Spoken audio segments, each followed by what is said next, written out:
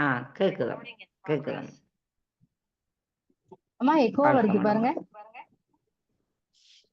என்னம்மா எக்கோ வருது, நான் பேசுறது அப்படியே ரிப்பீட் ஆகுது. ஓ, எங்களுக்கு அப்படி வரே இல்ல, நீங்க அப்படியா? பேசுங்கம்மா. சரி ஓகேம்மா. வாழ்க வளமுடன். வாழ்க வளமுடன். வாழ்க வையகம், வாழ்க வையகம், வாழ்க வளமுடன். குரு வாழ்க, குருவே துணை.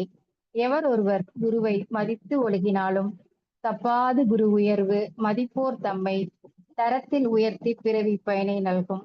வாழ்க வளமுடன். இணைப்பில் இணைந்துள்ள இரு பால் மெய்யன்பர்களுக்கும் மற்றும் நார்வே டென்மார்க் இணைப்பில் இணைந்துள்ள பேராசிரியர் பெருமக்களுக்கும் சிறப்பானதொரு துரியாதீத தவத்தை வழிநடத்திய சுகந்தி அம்மா அவர்களுக்கும் மற்றும் நிகழ்ச்சி ஒருங்கிணைப்பார்கள் உலக நல வாழ்த்து பாடும் அனைத்து பேராசிரியர் பெருமக்களுக்கும் இனிய காலை வணக்கங்களும் வாழ்க வளமுடன் வாழ்த்துக்களையும் தெரிவித்து மகிழ்கின்றேன். வாழ்க வளமுடன். இன்னைக்கு நம்ம பார்க்க போற தலைப்பு மெய்யுணர்தல். அதாவது இந்த மாதம் ஃபுல்லா நம்மளுக்கு திருக்குறளோட அதிகாரத்தை தான் நம்ம பாக்குறோம். இது 36வது அதிகாரம் திருக்குறள்ல.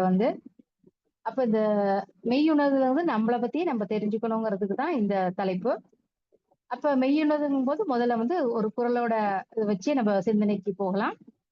அதாவது பொருள் என்னன்னா, பொருள் அல்லவற்றை பொருள் என்று உணரும் மருளானாம் மானா பிறப்பு. இந்த குறளோட விளக்கம் என்னன்னா, தன்னை அறியாதவர்கள் தங்களின் மெய்யை உணராமல் மெய்ப்புணர்வுலையும் உணர முடியாது. மாய பொருட்களை மெய்யென்று கருதுவாங்க.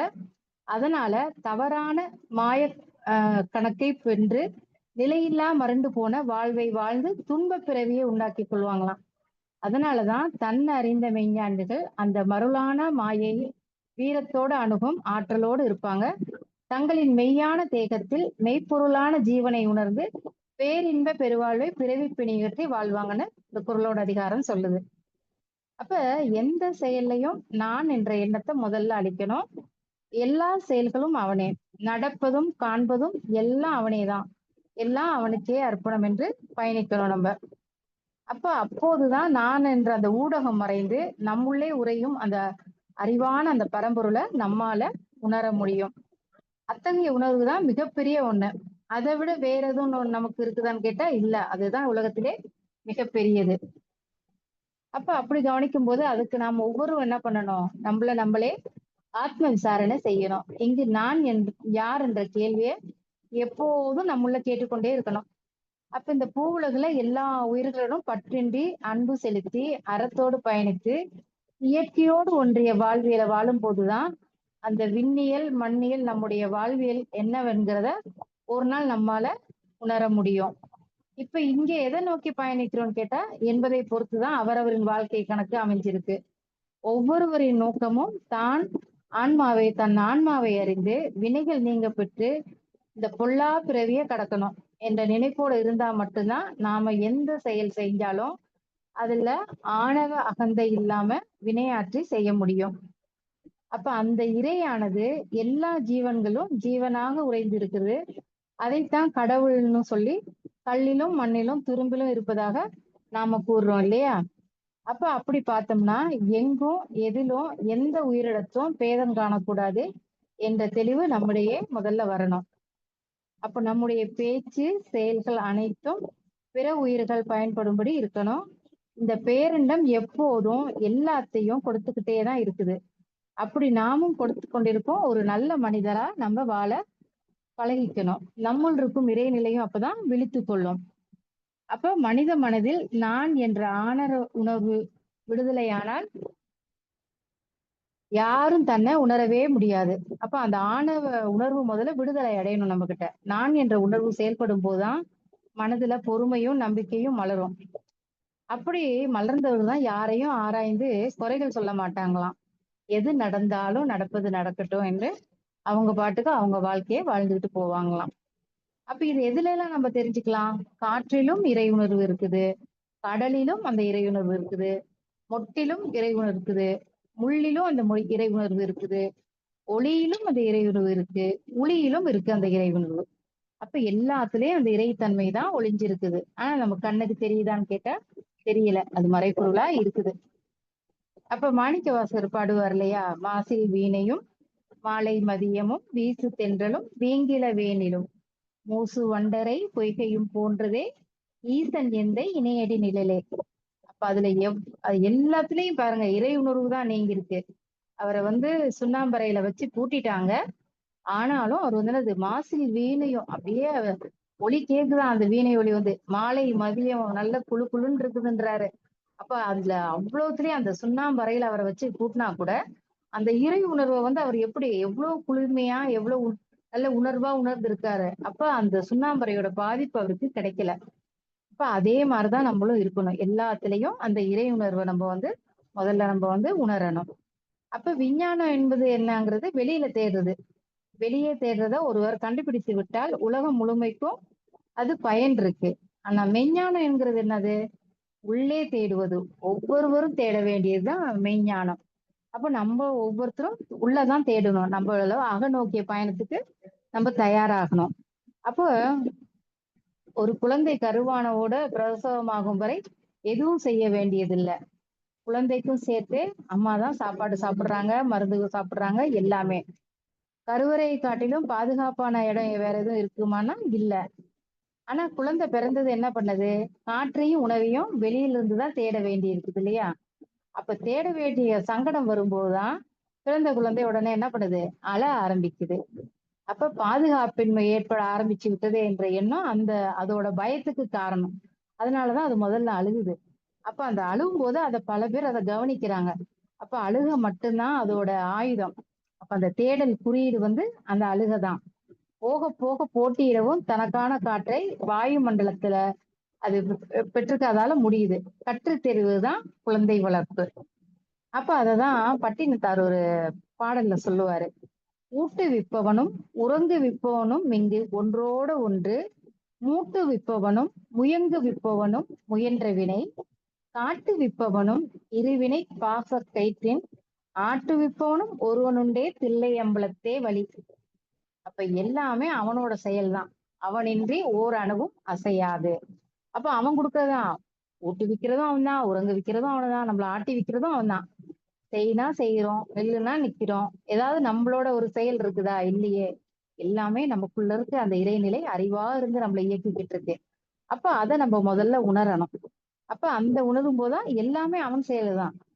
சாப்பிடுறதும் அவன் செயல்தான். இப்ப இந்த நேரத்துல நம்ம காலையில எல்லாரும் காலை உணவு அருந்திருப்போம். அப்ப இது யாரோட செயல்? அவனோட செயல். பசி என்ற உணர்வு அவன் தான் கொடுக்குறான் நம்மளுக்கு. அப்ப அந்த பசி என்ற உணர்வு வரும்போதுதான் நம்ம உணவருந்த போறோம். அப்ப மற்ற வேலைகளும் செய்யறோம். எல்லாமே அவனோட செயல்தான். எதுவுமே நம்மளால எதுவும் கிடையாது. ஆனா நம்ம என்ன சொல்றோம்? நம்ம தான் செஞ்சோங்கிற ஒரு பெருமிதத்துல இருக்கோம். இல்ல, சாப்பிடுற பொருள் 7 தாதுக்களா மாறுது. 7 தாதுக்களா மாறி கடைசியா சுக்ல சுரோதமா மாறுது. அது யாரோட செயல்? அவனோட செயல். இதுல ஏதாவது ஒரு வேலை நம்ம செஞ்சிருக்கோமா? கிடையாது. எல்லாமே அவன் செயல்தான். அப்ப அந்த ஆன்மாக்களை உண்பிக்கணும், தூங்க செய்யறதும், ஒன்றோடு மற்றொண்ட பொருந்த செய்யறதும் எல்லாமே அவனோட செயல். அதனாலதான் வினையும் நம்மளுக்கு தெரிகிற மாதிரி இல்ல. இறைவினைகளாகிய பாச கயிற்று நம்ம பிடிச்சுக்கிட்டு இருக்கோம்.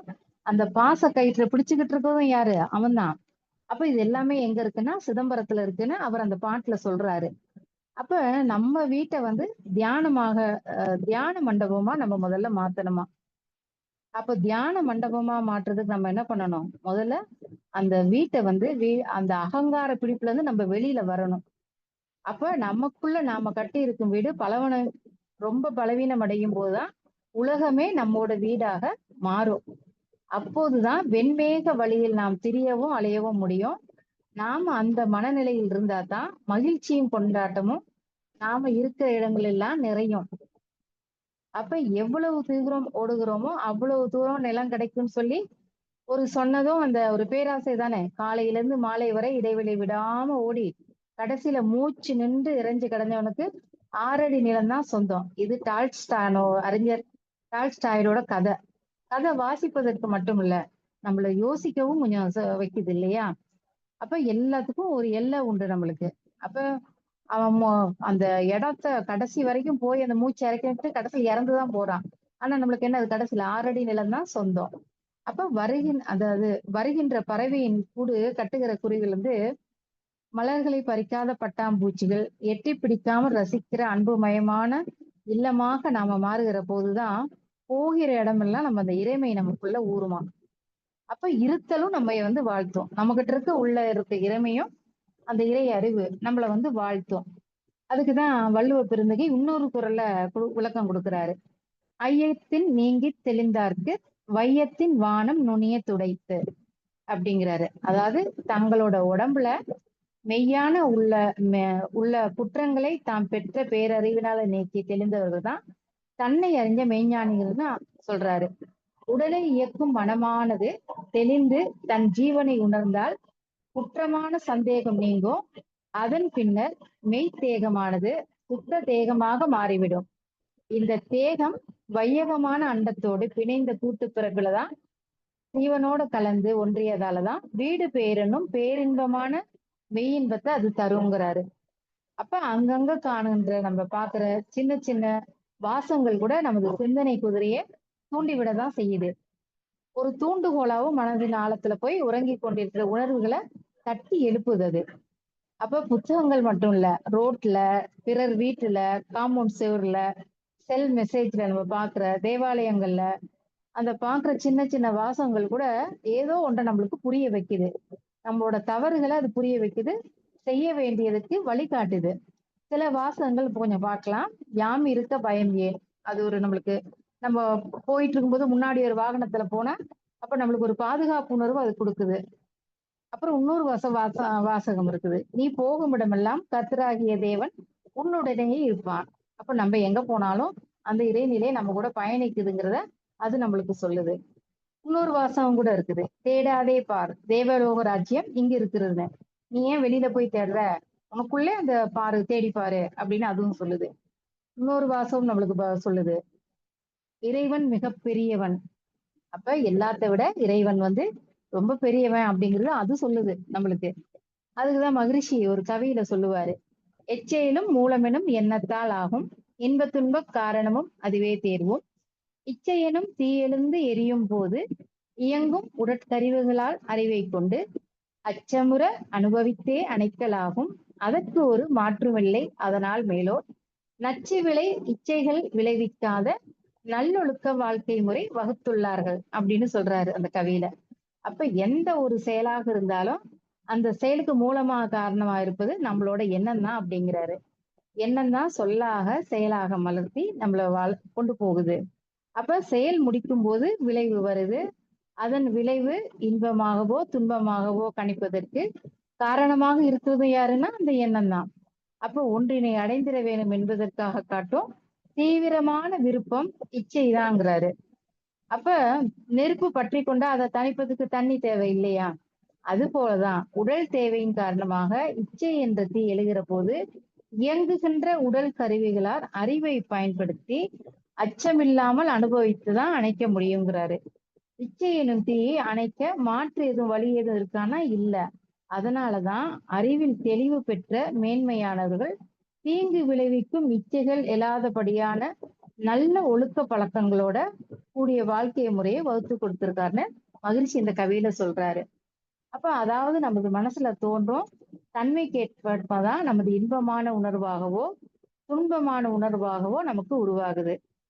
அப்ப நமது குரு மகான் நம்மளுக்கு என்னெல்லாம் இவ்வளவு நிறைய நம்மளுக்கு பயிற்சி கொடுத்திருக்காரு இல்லையா? எண்ணம் ஆராய்தல், ஆசை சீரமைத்தல், சினம் தவிர்த்தல், கவலை ஒழித்தல், நான் யார், இந்த இதெல்லாம் எதுக்கு?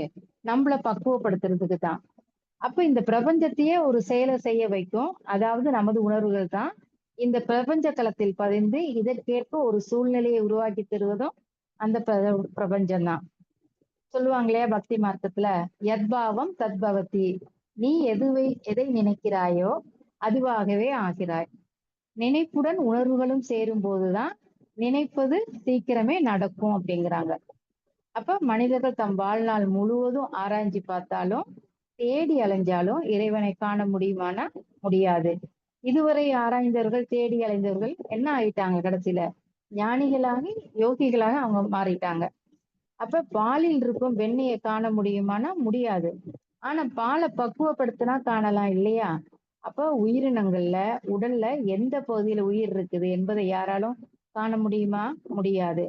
ஆனால் நடமாட்டத்தை கொண்டுதான் உயிர் இருக்குது நாம உணர்றோம் இல்லையா? அப்ப கண்ணால காண முடியவில்லையே என்பதால் நடமாடும் உடலை உயிர் இல்லைன்னு நம்ம சொல்ல முடியுமா? சொல்ல முடியாது. ஏன்னா அங்க உயிர் இருக்கு. அவங்க நடமாடிக்கிட்டு இருக்காங்க. அவங்களோட அன்றாட செயல்கள் நடந்துகிட்டு இருக்கு. அப்போ உடலை இயங்க வைக்கும் அந்த உயிரை அனைவருமே நேசிக்கிறோம். இந்த உயிர் இல்லாவிட்டால் தங்கள் இயக்கமும் இல்லை என்று தெரிஞ்சாலும் சதா காலமும் அந்த உயிரை பற்றி யாரும் என்ன பண்றது? கவலைப்படுறது இல்ல. உயிரை போன்றவன் தான் இறைவன். கடமையை சீராக செய்வதே அந்த இறைவனுக்கு நாம் செய்யற தொண்டு. அப்ப மனிதர்கள் உயர்ந்த நிலைக்கு செல்லணும் என்று நினைக்கிறோம். ஆனா அப்படி எண்ணியபடி உயர்ந்து விட்டா அது அவ்வளவும் சுய லாபம் மேலானதாக எண்ணி பார்க்கணும். அப்ப அதனாலதான் அத அகம்பாவத்தை ஒவ்வொரு மனிதனும் அந்த அகம்பாவத்துலதான் தலைவிரிச்சாடுது தாங்கிற எண்ணம் தான். அப்போ ஒவ்வொரு மனிதனும் என்ன பண்ணணும்? தன்னுகிட்ட இருக்க அந்த அகம்பாவத்தை அழிச்சிட்டு தன்னோட என்ன சொல்றது, நம்மளோட ஒரு முனை தான் நம்ம கிட்ட இருக்கு. மனசோட ஒரு முனை நம்ம கிட்ட இருக்கு. மறுமுனை இறைவன் கெட்டியாக பிடிச்சிருக்கான்.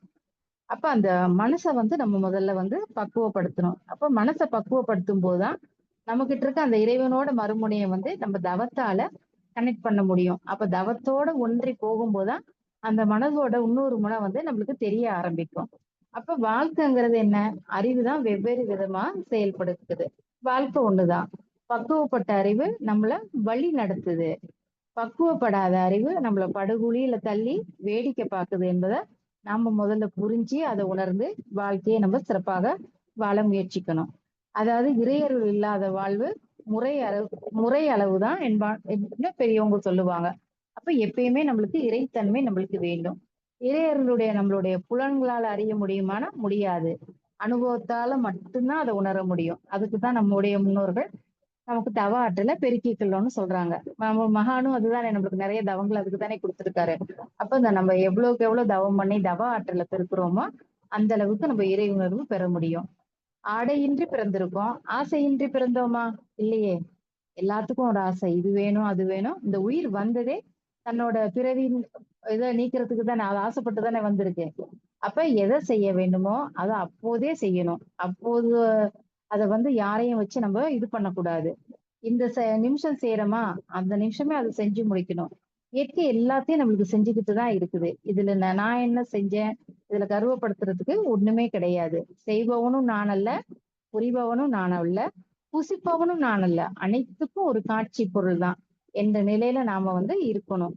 எப்போது பலனை கருத்தில் கொண்டு நாம் செய்ய தொடங்குறோமோ அப்பொழுதே அதன் விளைவுகள் அனைத்தும் நம்ம தொக்கி நிக்குது. ஆயினும் என்ன பண்றோம், நம்ம உயிரோடு மட்டும் நின்று விடுமே என்று உயிரின் உள் இருக்கும் நம்மையும் அது பிரதிபலிக்கிறது இல்ல. நாம நித்தியமான நிரந்தரமான ஒரு ஆத்மஸ்வரூபி தான் நாம. எப்படி இந்த சமுத்திரத்தின் அலையின் மேலிருந்து கூடிய குமிழ்கள் நீரின்றி வேறில்லையோ அதே மாதிரிதான் நாம. அங்கேயே தோன்றி அங்கேயே இயங்கி அங்கே வாழ்ந்து முடிக்கின்ற சமுத்திரத்தோட விட்டு விலக அந்த தண்ணீர் விலக முடியுமா? முடியாது. அதே மாதிரிதான் நம்மளும் அங்கேயே தோன்றி அங்கேயே மறைஞ்சு அங்கேயேதான் நம்ம முடிய போறோம். அப்ப வினைகள் இல்லாத இந்த உலகம் சூழ்ந்து கொண்டிருக்குது. இந்த உடலும் மனமும் அதோட சம்பந்தப்பட்டு இருக்கு. அதுக்குதான் மகரிஷி ஒரு கடைசியில ஒரு கவியில கொடுத்திருப்பாரு. உன்னுள்ளே நான் அடங்க, என்னுள்ளே நீ விளங்க, உனது தன்மையொளிர எனதுள்ளம் தூய்மை பெற்றேன். இன்னும் வேறென்ன வேண்டும் இப்பேறு பெற்ற பின்னர், எடுத்த மனித பிறப்பு எய்தியதே முழுமை அப்படிங்கிறாரு. அப்ப அது கிடைச்சிருக்கு இந்த ஒரு பிறவி. எவ்வளவு பெரிய பிறவி நம்மளுக்கு. ஏன்னா நம்ம நினைச்சு பார்க்கல நம்ம இந்த உலகத்துக்கு வருவோம்னு சொல்லிட்டு. ஒரு அப்பா அம்மா மூலமா, அப்பா அம்மா நம்மளுக்கு ஒரு கருவி இந்த உலகத்துக்கு வர்றதுக்கு. இப்ப அவங்க மூலமா பிறவி எடுத்து வந்திருக்கோம். எண்ணற்ற பதிவுகளோட வந்திருக்கோம். இப்ப இந்த பிறவி ஏன் கிடைச்சிருக்கு நம்மளுக்கு? நம்மளே உணரணுங்கிறதுக்கு தான். ஏன்னா இறை உணர்வு பெறணுங்கிறதுக்காக தான் இந்த பிறவி கிடைச்சிருக்கு. அப்ப அதுக்குதான் பாரதியும் ஒரு நாலடியில சொல்லுவாரு. இத்தரை மீதினிலே இந்த நாளினில் இப்பொழுதே முக்தி சேர்ந்திட நாடி சுத்த அறிவு நிலை கழிப்பவர் தூய வரம் என்று ஊதேடா சங்கு அப்படின்றாரு.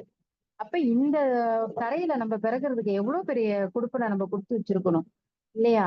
அப்ப அதை நினைச்சு பார்க்கும்போது நம்மளுக்கு எல்லாமே நம்ம நினைக்காம நடந்ததுதான் எல்லாமே. இந்த பிறவியே ஒரு என்ன சொல்றது, ரொம்ப அற்புதமான ஒரு பிறவி. இந்த பிறவியில ஒரு குரு மகான் நம்மளுக்கு கிடைச்சு அந்த குரு மூலமா நம்மளோட செயல்களை செஞ்சு அந்த குரு மகான் காட்டுற வழியில வாழ்றது நம்ம எவ்வளவு நாள் நினைச்சிருப்போம். எத்தனை பிறவியில அதை ஏங்கி இருப்போம்னு தெரியாது.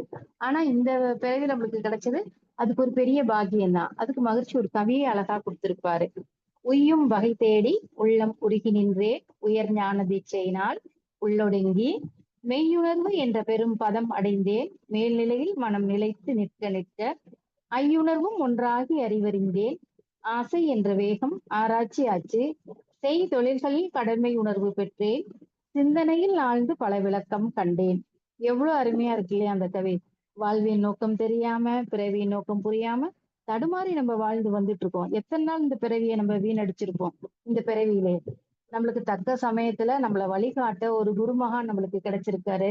நம்மளோட புலன்களை அடக்கி நம்மள உணர்றதுக்கு நம்மளுக்கு ஒரு தவ வாழ்க்கைய இந்த அழுத்தம் ஒளி ஒளி சுவை மனம் இந்த ஐயுணர்வு நம்ம பெற்று இன்ப துன்ப விளைவுகளை என்னான்னு நம்ம தெரிஞ்சு நம்ம நல்ல முறையில வாழ்றதுக்கு எப்படி ஒரு குருமகன் நம்மளுக்கு வழிகாட்டியா வந்திருக்காரு. அப்ப இந்த குரு காட்டின வழியில நம்ம வாழ்ந்து அவரோட பயிற்சிகளை முழுமையா செஞ்சு அவர் காட்டின வழியிலே நம்ம வாழ்ந்து வந்தோம்னா நம்ம வாழ்க்கையும் சிறப்பாதான் அமையும். ஏன்னா நம்மளுக்கு குருமகான் எல்லா விதத்திலையுமே எல்லா நிலைகள்லுமே இந்த மனவளக்கலை பயிற்சிங்கிறது நம்மளுக்கு ஒரு அற்புதமான பயிற்சி. அப்ப அந்த வகையில நம்மளுக்கு நிறைய பயிற்சிகளை கொடுத்திருக்காரு. அப்ப அந்த பயிற்சிகளா நம்ம கவனிச்சு பார்க்கும்போது இந்த வாழ்க்கை நம்மளுக்கு எப்படி நம்மளே உணர்றதுக்கு தான். அப்ப அதேதான் திருப்பி நம்ம குறளோட ஆரம்பிச்சோம், குறளோட முடிப்போம். அப்ப வள்ளுவ பெருந்தகை ஒரு குறள் சொல்றாரு அதுக்கு, பிறப்பெனும் பேதமை நீங்க சிறப்பெனும் செம்பொருள் காண்பது அறிவு. அதாவது மெய்ய உணராம தன்னை அறியாம இருப்போருக்கு பிறந்து பிறந்து வருகின்ற செயல்தான் பேதமையான அறியாமைன்னு அவர் சொல்றாரு. அப்ப அதனாலதான் பிறவி தொடர நீங்க செய்யும் செயல்களை உணர்ந்து செய்வோரே மெய்ப்பொருளை அறிந்த மெய்ஞானின்னு அவர் சொல்றாரு. பேதமின்றி அறத்தையே தவமாக செய்து வரும் ஞானியர்களுக்கு தம் மெய்யுடலில் மெய்ப்பொருளான சீவனை ஒடுங்கி நிற்போம். அப்ப அத்தகைய செம்பொருளான ஜோதி பொருளை காண்பதுதான் சீவர்களுக்கான மெய்யறிவுன்னு அவர் சொல்றாரு. அப்ப அதே மாதிரிதான் நம்மளோட மகான் கொடுத்த பயிற்சிகள் அனைத்தும் ஒரு நாள் விடாம நம்ம உடற்பயிற்சி, காயகல்பம், தவம், அகத்தாய்வு எல்லா பயிற்சிகளையும் முறையா செஞ்சு நம்மளோட வாழ்க்கையை நம்மளையும் மேம்படுத்தி நம்மளை சுத்தி இருக்கிறவங்களையும் நம்மளை பார்த்து, ஏன்னா இன்னைக்கு நிறைய பேர் துன்பப்பட்டுக்கிட்டு இருக்காங்க. உடலாலையும் மனதாலையும் ஏதோ ஒரு வகையில வாழ்க்கை சிக்கல் ஏதோ ஒரு விதத்துல எல்லாரும் துன்பப்பட்டுக்கிட்டு தான் இருக்கிறாங்க. அப்ப அவங்களுக்கு எல்லாம் ஒரு நல்ல வழிகாட்டியாகவும் நம்மளுக்கு மகான் கொடுத்திருக்காரு நிறைய பயிற்சிகள் நம்மள மேம்படுத்துறது. நம்மளே மேம்படுத்திக்கலாம், நம்மள சுத்தி இருக்கவங்களையும் நல்லா வச்சிருக்கலாம். அந்த தெளிவான நிலையோட நம்ம இந்த மெய்யுணர்வுல நான் யாருங்கிற தத்துவத்தை நம்ம உணர்ந்துகிட்டோம்னாலே போதும். அப்ப நம்மளே பயிற்சி எல்லாம் செஞ்சு நிறைய என்ன சொல்றது கடும் தவம் எல்லாம் நம்ம காட்டுல போயெல்லாம் உட்காந்து தவம் புரிய தேவையில்லை. வீட்டுல உட்காந்தே நம்மளோட அன்றாட வாழ்க்கையில நம்மளோட வேலைகளோட நம்மளோட தவ பயிற்சியும் செஞ்சு எல்லாமே முறையாக செஞ்சுட்டு வந்தோம்னு சொல்லி நம்மளும் 4 பேருக்கு நம்ம பெற்ற இன்பத்தை 4 பேருக்கு செய்ய அவங்களுக்கும் தொண்டாற்றி யான் பெற்ற இன்பகம் பெருக வையகம் அந்த திருமூலரோட அடிக்கேற்ப அவங்களுக்கும் நல்லது சொல்லி கொடுத்து, ஏன்னா நம்ம இதுல பயிற்சி பெற்று நிறைய பயன்களை பெற்று இருப்போம். அதே மாதிரிதான் அடுத்தவங்களுக்கும் அதை சொல்லி கொடுத்து அவங்களையும் நல்வழிப்படுத்துறதுக்கு நாமளும் இந்த குருவோட காட்டின வழியில வாழ்வோம்னு சொல்லி இந்த சிந்தனையை செவிமடுத்த அத்தனை மெய்யன்பர்களுக்கும் நிறைவாக இருந்தால் அத்தனையும் குருமகானுக்கே சமர்ப்பணம், குறை இருந்தால் அடியேன் ஏற்றுக்கொள்கிறேன் என்று கூறி இத்தனை நேரம் செவிமடுத்த அத்தனை அன்பர்களும் அருட்பேராற்றல் கருணையினால் உடல் நலம், நீலாயுள், நிறை செல்வம், உயர்ப்புகள், மெய்ஞானம் ஓங்கி வாழ்க வளமுடன் என்று வாழ்த்தி சிந்தனையை நிறைவு செய்கின்றேன். வாழ்க வளமுடன், வாழ்க வளமுடன், வாழ்க வளமுடன். வாய்ப்புக்கு நன்றி அம்மா.